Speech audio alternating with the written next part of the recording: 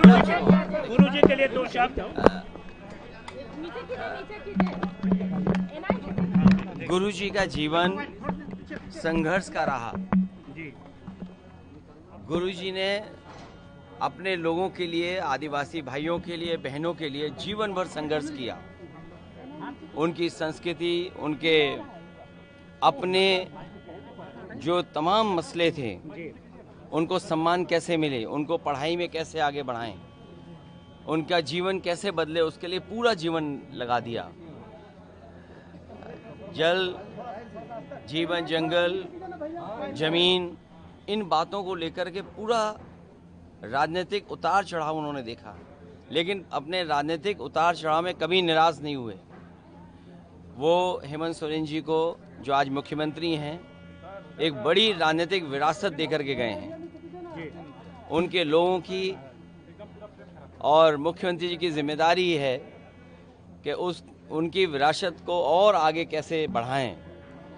जो उनका सपना था कि आदिवासी भाई बहन और जल, जंगल, जमीन का जो संघर्ष है, उसको और कैसे सम्मान और उनका जीवन स्तर कैसे बेहतर हो, उन चीज़ों को और आगे बढ़ाना है। सर आदिवासियों के जीवन स्तर को किस रूप में आप देख रहे हैं देश में? आप इधर दुनिया की भागदौड़, दुनिया की जो चीज़ें बदलाव दिखाई दे रहा है, उनकी पढ़ाई को लेकर के, उनकी शिक्षा को लेकर के, और कम से कम जीवन स्तर ऐसा हो जहां वो अपने बच्चों के, अपने घर वालों की पढ़ाई कर सकें।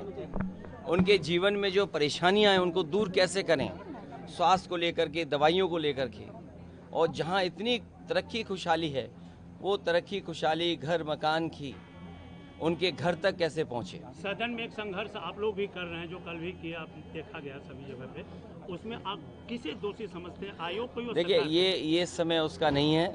आज मैं मुख्यमंत्री जी हेमंत सोरेन जी और उनके परिवार, उनके सहयोगी साथियों से मिलने आया था, और इस दुख की घड़ी में, उनके दुख में हम सब साथ हैं उनके।